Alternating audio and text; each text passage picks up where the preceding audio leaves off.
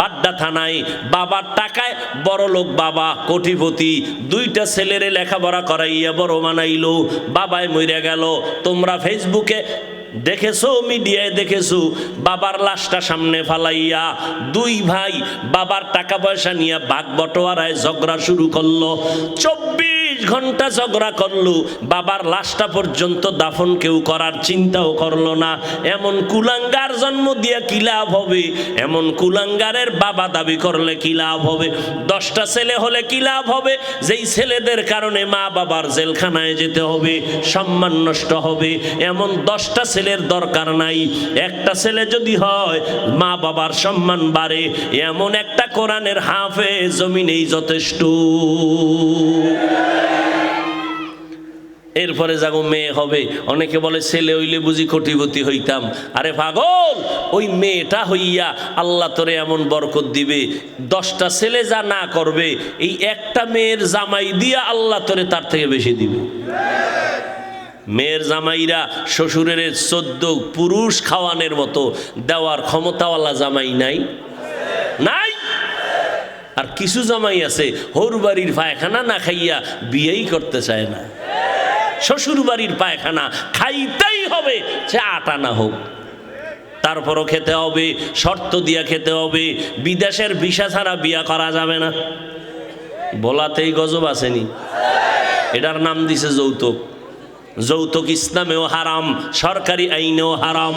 যারা যৌতুক খায় এরা নারীদের দুশ্মন, এরা বড় ডাকাত, এরা বড় জালেম। এদের মতো ডাকাত এই জমিনে আর কেউ নাই। আল্লাহ হেদায়াত দান করুন। তাও আবার বিদেশের ভিসা লয়নি ভোলায়। আচ্ছা, বিদেশের ভিসা নেয় কি বৌদ্ধ সহ না নিজের একা? একাড্ডা নিয়া এবার 2-4 মাস থাইকা বিদেশ যাবে। এই চোরার ঘরের চোরা, তুই যে ভিসাটা লইলি নিজের জন্য, বউরে কার কাছে রাইখা যাবি? বুদ্ধিমান আবার জবাব দেয় আমার ছোট ভাই পাহারা দিবে। আছে না নাই? এই মিয়া সত্য কথা বলো। হ্যাঁ, কি বিচার করেন? এদিকে সব বৃদ্ধাশ্রমে ফাটাই দিবেন, ঠ্যাঙের গিরাটি সাইজ করে লাইবেন। ডাকাত কোথাকার যুবক! মাওলায় 2টা হাত দিছে, শক্তি আছে, কামাই কর। শরীরের মধ্যে জিদ কইরা বলবি নিজ হাতে কামাই কইরা নিজ পায়ে দাঁড়াবো। আমার টাকা আমার হরু বাড়ির সব গোষ্ঠী সুদ্ধা খাবি, আব্বা আম্মা খাবি। আমি ফকিন্নির বাচ্চা না, 2 টাকা হরু বাড়ির থেকে আমি যৌতুকের নামে খাবো না। আমার টাকা খাইয়া তোরা কথা বলবি। যদি এমন সাহস নিয়ে দাঁড়াইতে পারো, জীবনে তোমার স্ত্রী মাস্তানি করার সাহস পাবে না। আর এখন যৌতুক খাইয়া বউরে সালাম দেওয়া লাগে বারবার, ঠিক নেই? একটু কিছু হইলে রাগও করতে পারে না, মেজাজ গরম হয়ে গেছে। এখন বললো গে রাগ করবে কেমনে? হ্যাঁ তো যে পায়খানা খাইয়াইছে, ওখানে মাথা দুর্বল। এই রাগ ঝাড়ে আইয়া মসজিদের খাদেমের লগে, ঠিক নেই? খাদেমের এই খাদেম, মসজিদের ভিতরে ময়লা কেন? বেতন দেই না? আছে না নাই? ওই যে আমি মাঝে মাঝে বলি, এক বেচারা মাছ কিনতে গেছে, গিয়ে দেখে নদীর ভাঙ্গাস। দাম কত? 1300। কয় 30 টাকা দিবিনি? মাছওয়ালা জুতা হাতে নিয়ে কয় তোর বাবাই খাইছে জীবনে মাছ। ও এমন দৌড়, বাসায় গিয়া ঢুকে আর কয় ওর বাবাই খাইছে কোনোদিন মাছ। ম্যাডাম কয় কার বাবা? কারে কইও না, মাছ কিনতে গেলাম, 1300 টাকা দাম চাইলো, জিজ্ঞাসা করলাম 30 টাকা দিবি। কত বড় বিয়াদব, আমারে কয় তোর বাবাই খাইছে। ওর বাবাই খাইছে? ম্যাডাম কই ধমকে, হ্যাঁ কেন? হ্যাঁ না দিবা? কয় হ্যাঁ দিলে চামড়াটা তুললে ফেলাইতো জোতার বাড়ি দিয়ে। পরাজিত সৈনিক আছে না নাই? हकीकत से तू दुनिया बेखबर है, दुनिया की नुमाइश पर नजर है। नमी गुयम के आज दुनिया जुदा बाश, बहार कारे के बाशी बा खुदाबाश। ए যুবকেরা রাগ করলি? তোর যদি মান্নত কইরেই থাও যে না ও পায়খানা খামুই, তাহলে বিয়ার আগে হাতের কবজা কেটে ফেলবি, তুই পুরুষ নামের কলঙ্ক। তোর কবজা কেটে দেওয়া উচিত। আর যদি জিদ্দি পুরুষ হও, পুরুষের মতো পুরুষ হও, তাই আল্লাহর সাথে কসম খাইয়া মান্যত কর, জীবনে ফকিন্নির মতো কারো থেকে 1 টাকাও, বিশেষ করে শ্বশুর বাড়ি থেকে ওই পচা পায়খানা খাবি না। জিদ করলে এইভাবে জিদ করবি, হারামের লাইনে কেন, হালালের পথে জিদ কর, আল্লাহ তোর সাহায্যকারী হয়ে যাবে। রিজিকের মালিক কে? এত পাগল কেন? মানুষের হাতে আল্লাহ চাবি দেয় না রিজিকের। যদি মানুষের হাতে দিত, আমাকে হুজুর গো কত আগে না খাওয়ায় মারতো মানুষ, ঠিক নি? আল্লাহ দেয় নাই, এইটি কত কথা। হুজুরেরা বেশি খায়, অথচ পৃথিবীতে কম খানেওয়ালা হুজুরদের মতো আর কেউ নেই, কিন্তু বারবার খায়। আল্লাহ খাওয়াইলে তোমার জ্বলবে কেন? কে খাওয়ায়? গর্তের পিপিলিকারও রিজিক কে দেয়? নদীর মাছের রিজিক কে দেয়? উড়ন্ত পাখিরে রিজিক কে দেয়? আল্লাহ দিতেছে। সে আল্লাহ দিতেছেন, ধনী কে বানান? তো তুমি রাগ করো কেন? কাউ ধনী আল্লাহ বানাইতেছেন, কাউকে গরিব আল্লাহ বানাইতেছেন, তুমি কেন পেরেশান হয়ে গেছো? ওয়ামা আরসালনাকা ইল্লা রাহমাতাল লিল আলামিন। আরেকটু আগাবো না মোনাজাতটা দিয়েই দেব? হ্যাঁ, সবাই রাজি আছেন তো ইনশাআল্লাহ? থাকবেন? কারা কারা দেখি থাকবেন না? আল্লাহ সবাইকে কবুল করেন। থাকার জন্য না না থাকার জন্য? থাকবেন যারা, তারা হাত উঠান, আল্লাহ কবুল করেন। উঠবেন না তো কেউ? হা, আম্মাজানদের নিয়ে কিছু কথা বলি, মর্যাদার কথা আম্মাজানদের। এরে পর্দার আড়ালের আম্মাজানেরা, এত সম্মান আল্লাহ আপনাদের দান করেছেন, কিয়ামত পর্যন্ত যদি কেউ আলাদাভাবে নারীদের সম্মান বাড়াতে চায়, খোদার কসম নারীদের সম্মান বাড়ানোর কোনো পথ নাই। যত পথ আমার আল্লাহ বাড়ায় দিয়ে রাখছেন নবীর মাধ্যমে। এখন কেউ যদি চালাকি করে নারীদের সম্মান আলাদাভাবে দিতে চায়, খোদার কসম সম্মান হবে না, নারীরা হবে আরো অপমান। নারীদের সমান অধিকার না বেশি অধিকার? নারীদের অধিকার সমান না বেশি? বেশি। কে দিয়েছেন? সমান দাও কেন? আল্লাহ বানানোর সময় তো আলাদা বানাইছেন। নারীদেরকে আল্লাহ বেশি দিয়েছেন, কম দেন নাই কেন? আহা, মানুষ বানানোর ক্ষেত্রে নরম, নরম দিয়ে আল্লাহ বানাইছেন। ওয়া খুলিকাল ইনসানু যায়ীফা। গোটা দুনিয়ার মাখলুকতের মধ্যে মানুষ বড় দামি কেন? মানুষ বড় নরম। আবার মানুষের মধ্যে পুরুষের তুলনায় নারীরা নরম, নারীদের মর্যাদা অনেক বেশি। ও আল্লাহর বান্দারা, নারীদের এত সম্মান আল্লাহ দান করেছেন। বিধবা নারীর সম্মান আমার নবী বিবাহের মাধ্যমে বাড়ায় দিলেন, কন্যাদের সম্মান নবী বাড়ায় দিলেন। একটু আগেও তো বলেছিলাম, যেই বাবা একটা কন্যা পেয়েছেন একটা জান্নাতের মালিক, দুইটা কন্যা পেয়েছেন দুইটা জান্নাতের মালিক। বাবাই খুশি, হুজুর আলহামদুলিল্লাহ একটা জান্নাতের মালিক হয়েছি। কেন? মাইয়া একটা পাইছি। মাইয়ারে কির মালিক বানাইছেন? গ্রামীণ ব্যাংকের মালিক বানাই দিছে। বাবায় জান্নাতের মালিক কন্যা পাওয়াতে, আর মাইয়ারে বানাইছে কিসের মালিক? গ্রামীণ ব্যাংকের মালিক না। না, ক্বালান নবিয়্যু সাল্লাল্লাহু আলাইহি ওয়া আলিহি ওয়া সাল্লাম, মান উলিদা লাহু ওয়ালাদুন ফাল ইউহসিন ইসমাহু ওয়া আদ্দাবা ফাইযা বালাগা ওয়া লাম ইউজাওবিজ ফাইন বালাগা ওয়ালাম ইউজাউইজ ফাআসাবা ইসমান ফাইন্নামা ইসমুহু আলা আবি আও কামা ক্বালান নবী আলাইহিস সালাতু ওয়াস সালাম। পয়গম্বর বলেন, এই আব্বা জানেরা, আম্মা জানেরা, সন্তান যদি ভালো চাও একটা ভালো মা ঘরের মধ্যে আনো। ভালো যদি ফল খেতে চাও ভালো গাছ লাগাও। ভালো সন্তান যদি চাও ভালো মা ঘরের মধ্যে নিয়ে আসো। ভালো মা কই পাইবা? রমনা পার্কের গোড়ায়। হ্যাঁ, ভালো একটা মা ঘরের মধ্যে আনো। অন্তত পর্দা নিশি মহিলার সন্তান ঘরের মধ্যে আনো। কোরআন পড়নেওয়ালা আম্মা জানানো।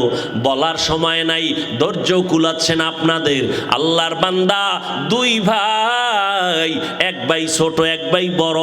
ছোট ভাই টাইম হওয়া মাত্র বিবাহ করে ফেললেন। বড় ভাই বিয়া করে না। ছোট ভাই বিয়া কইরা সংসার শুরু করেছে। এই যুবকেরা ভালো করে শুন, ছোট ভাই বিয়া করে সংসার শুরু করলো। কে বিয়া করে নাই? বড় ভাই। একদিন ছোট ভাই ডেকে বলে, ভাইজান আপনি বিয়া করেন না কেন? সময় চলে গেল। বড় ভাই ডাক দিয়া কয়, ছোট ভাই লজ্জার কথা, মনের মতো মাইয়া পাই না, কেমনে বিয়া করব? ভাই মনে করলেন মনে হয় যেন সুন্দরী রূপসী একজন মেয়ে চায়, সম্ভ্রান্ত পরিবারের কন্যা চায়। ছোট ভাই খোঁজখবর নিয়া সম্ভ্রান্ত পরিবারের একটা সুন্দরী রূপসী মেয়ে রেডি করলেন। রেডি করিয়া বড় ভাই রে কয়, শুনো অমুক এলাকার এক বাড়ি, নাম জাননি জানি, তার একটা কন্যা এত সুন্দরী এত রূপসী, ডানা কাটা ভরি। কি ভরি? ডানা কাটা ভরি আনছে ঘরে। এই সবার ডানা কাটে, মায়ের ডানা, বাবার ডানা, শেষ পর্যন্ত স্বামীর ডানাও খাইতে লাইছে। ঠিক না? সব ঘরে ঘরে ঘরে ঘরে ভেজাল। এই ডানা কাটা ভরি আনছে, ডানাই কাটতেছে। এই কয় তোর বাপ ভালো না, মা ভালো না, আলাদা বাসা আলো। যখন বাপ মায়ের বিচার দেয়, চেয়ারম্যান সাহেব সইতে পারি না সন্তানের কষ্ট। এইবার কয় এলাকায় থাকা যাবে না, ঢাকা লও। ঢাকা যাইয়া স্বামীরে কয় কাজ করো, টাকা পয়সা কিছু কামাই করে এবার স্বামীর ডানাও কাইটা হিজরত করে। করে না? করে না? সব ভেজালের মূলে নবযুগের গজব কি? কি? মোবাইল। ও আল্লাহ, এই মোবাইলের গুনাহের থেকে আমাদের হেফাজত করিন। বাবাই খুব গুণগান গায়ে, কয় হুজুর চিনেননি আমারে? হ্যাঁ মোটামুটি দেখা হয়েছিল হুজুর, আলহামদুলিল্লাহ আল্লাহ আমারে একটা বাচ্চা দিছে না, আমি একটা কুলের বলদ, কিন্তু বাচ্চা মোটামুটি ইঞ্জিনিয়ার ফেল। মোবাইলের সিফাগল্লির খবর সব আমার বাচ্চা জানে। খুব গুণগান গাইতেছে। এক মাস পরে দেখা, এইবার বাচ্চা নিয়ে একা, হুজুর একটু তেল ভরা একটু পানি ভরা দেন। বিষয় কি? সন্তান আব্বাও ডাকে না, আম্মু ডাকে না। বয়স কত? 5 বছরের নিকট। আম্মু ডাকে না কেন, আব্বু ডাকে না কেন? মোবাইল দিয়ে দিয়ে সন্তানটারে বোবা বানাইছো। তেল ভরা কেন? জুতা পরা দিলেও কাজ হবে না। ঘরে ঘরে বাচ্চাদের মোবাইল দিছে। এই অজের ফ্যান্ডেও দেখেন অনেক মা অনেক বাবা সন্তানের হাতে মোবাইল দিয়ে কি খুশি।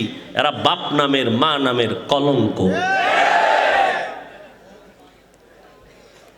সন্তানের হাতে মোবাইল দিয়েছ, এর থেকে একটা ছুরি ডাইরেক্ট দিলেই তো লাভ হয়ে যাইতো। সন্তান তো কৌশলে নিজেরে হত্যা করতেছে, ছুরি দিয়া ডাইরেক্ট জবাই করত। ও আম্মা জানেরা, আব্বা জানেরা, কেমনে বুঝাইলে বুঝবেন? আল্লাহ তাআলা এত সম্মান আপনাদের দান করেছেন, সারা জিন্দেগি বয়ান করলে শেষ হবে না রে আম্মা জান। আপনারা নবীদের মায়ের মতো মা, সাহাবায়ে কেরামদের মায়ের মতো মা, আলেমদের মায়ের মতো মা। আপনারা খাদিজা রাদিয়াল্লাহু আনহার মতো নারী, আয়েশা রাদিয়াল্লাহু আনহার মতো নারী, ফাতেমা রাদিয়াল্লাহু আনহার মতো নারী। এত সম্মান আল্লাহ আপনাদের দান করেছেন। আম্মা জানেরা, আপনাদের মতো দামি জমিনে আর কোন নারীরা নাই। এরে আম্মা জান, এই দুনিয়াতে যত ভালো ভালো সন্তান সব আপনাদের অবদান। এসপি সাহেবের ব্যবহার ভালো, ডিসি সাহেবের ব্যবহার ভালো, চেয়ারম্যানের ব্যবহার ভালো, ওসি সাহেবের ব্যবহার ভালো। আল্লাহর কসম, এই ভালো তাদের ব্যক্তিগত বাহাদুরি না, সব হলো মায়ের অবদান। আমি হাফিজুর রহমান 12 বছর বয়ান কইরা যে এসপি সাহেবরে লাইনে আনতে পারি না, ওই এসপি সাহেবকে মাত্র 1 মিনিটের বয়ানে আম্মাজান লাইনে আইনা নিছেন। বলে কেমনে? এসপি সাহেব ভোলায় চাকরিতে আসছেন, নতুন এসপি হইয়া চেয়ারে বসছেন, দিলটা শান্ত। এখন তার অর্ডারে সবাই দৌড়ায়, স্যার স্যার বলে, কত সম্মান। 1 সপ্তাহ ছুটি নিয়া আম্মাজানের দোয়ার জন্য বাড়ি গেলেন। যেদিন চলে আসবেন আম্মাজান সন্তানটারে খানার টেবিলে বসাইয়া ডাক দিয়া কয়, বাবা আমি কোন দিন মরে যাব জানা নাই, আমি খানার টেবিলে তোরে একটা উপদেশ দিতে চাই, মানবিনি বল। আম্মাজান গলায় ছুরি লাগবে, আপনার অবদান আমি অস্বীকার করব না। এবার বলে, বাবা আল্লাহ সম্মানের চেয়ারে বসাইছেন, ভালো করে শুনো, ওই সম্মানের চেয়ারে বৈশা কোনোদিন মিথ্যা কথা বলবা না, গরিবের উপরে কোনোদিন জুলুম করবা না, হারাম টাকা হাত দিয়া ধরবা না। এবার সন্তান কয়, আম্মা জান জীবন চলে যাবে, আমি আপনার 3টা কথা অবশ্যই রক্ষা করব, মিথ্যা কথা বলবো না, গরিবের উপরে জুলুম করব না, আমার হাত দিয়া হারাম টাকা ধরবো না। মায়ের দোয়া নিয়ে আশীর্বাদ নিয়ে চলে গেল। চেয়ারে বসছি, হঠাৎ এক গরিব আইসা কয়, স্যার এক বড় লোক আমার জায়গা নিয়ে জুলুম করতেছে। মায়ের বয়ানটা মাথার মধ্যে ঘুরতেছে। গরিবের ডাক দিয়া কয়, কোনো টেনশন করবা না, আমি লোক পাঠাইতেছি, খরচ লাগবে না, আমার পকেটের টাকাও যদি লাগে আমি তোমার ইনসাফের সাথে বিচার করে দিব। এবার গরিব তার থেকে ইনসাফের বিচার পাইল। হঠাৎ করে 2 দিন পরে রাতের আধারে বড় লোক টাকার বস্তা নিয়া এসপি সাহেব রে কয়, স্যার কত 1 বস্তা দিলাম, আরো কত লাগবে বলেন। এসপি সাহেব সার্কেল এসপি রে কয়, পুলিশ নিয়ে রে তাড়াতাড়ি অ্যারেস্ট কর, আমাকে হারাম টাকার লোভ কেন দেখাইলো? অবশ্যই ওর মধ্যে 2 নাম্বারই আছে, আমি এসপির চেয়ারে যতদিন থাকবো 2 নাম্বারই করব না। এই এসপি সাহেব রে আমি মাওলানা বয়ান করে এত কন্ট্রোলে আনতে পারি নাই, আম্মা জানের অবদানে এত কন্ট্রোলে আসছে, এই জন্যই যত ভালো কও সব হলো মায়ের অবদান।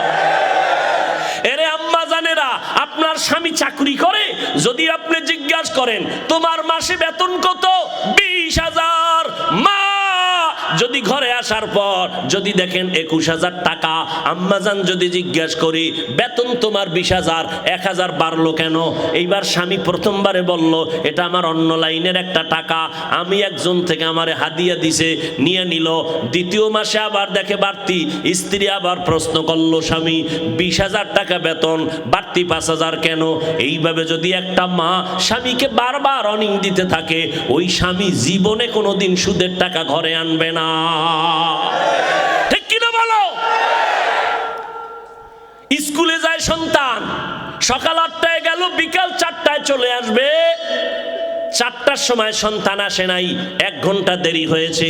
আম্মাজান কানের গড়ায় হাত দিয়া বাচ্চাটারে যদি জিগায় 4টার সময় ঘরে আসবি, 2 ঘন্টা দেরি হলো কেন? একদিন কাল দুইরা জিগাইব, পরের দিন যদি আবার দেরি হয় আবার 2টা থাপ্পড় লাগায় দিবে। আম্মাজান যদি এতটুকু সতর্ক হইয়া সন্তানকে লালন করে, কোন সন্তান আর কোনোদিন নারীদের সাথে অবৈধভাবে সময় দিতে পারবে না। আম্মাজানের এত অবদান, ওই মায়ের অবদানে সন্তান টাইট হয়ে যাবে। দ্বিতীয় মা তো নামাজ পড়ে পড়ে আল্লাহর আদালতে দোয়া করবেন। ও আল্লাহর বান্দারা, বলতেছিলাম একটা ঘটনা মনে আসেনি? ছোট ভাই বিবাহ করে বড় ভাইয়ের জন্য প্রস্তাব দিল, সম্ভ্রান্ত পরিবার। বড় ভাই ডাক দিয়ে কয়, টাকাওয়ালা সুন্দরী মেয়ে চাই না। এবার কয়, ভাইজান কষ্ট করে মেয়েটারে বের করলাম, সংসার করার জন্য বাড়িটা বের করলাম, তুমি এই মাইয়াও চাও না তো কেমন মাইয়া চাও? এবার বড় ভাই কয়, আমি এমন একটা মাইয়া আমার জীবনের আপন বানাইতে চাই। আল্লাহকে সাক্ষী রেখে বলছি, যেই স্ত্রীটা আমার ঘরে আইসা আমার হাত ধইরা আমাকে জান্নাতের মধ্যে ঢুকাইয়া দিবে, এমন একটা বিবি আমার আপন হতে চাই, আমার আপন করতে চাই। এমন মেয়ে আমার ঘরে আসার পরে আমার সন্তানকে এমন আদর্শওয়ালা বানাবে, যে আদর্শ দ্বারা অন্ধকার সমাজকে আলোকিত করবে। ছোট ভাই কয়, এমন মাইয়াও নাই, তোর কপালে বিয়াও নেই। বড় ভাই কইল, শোন,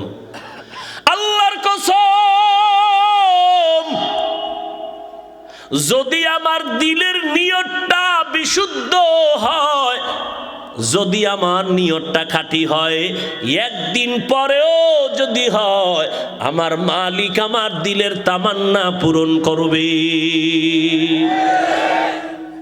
যুবকেরা ধৈর্য নাই, বিয়ার বয়স হয় নাই, 10টা মাইয়ার জীবনের উপর আক্রমণ করছো, তোর কপালে বিয়া নাই, যদি থাকে বউ আসবে না, জল্লাদ আসবে, জল্লাদ। এক জল্লাদ তোরে জুতা দিয়া বাইরে 10 মাইয়ার জাল মিডাবে, লেখা রাখিস। কত ধানে কত চাল টের পাবি সেদিন।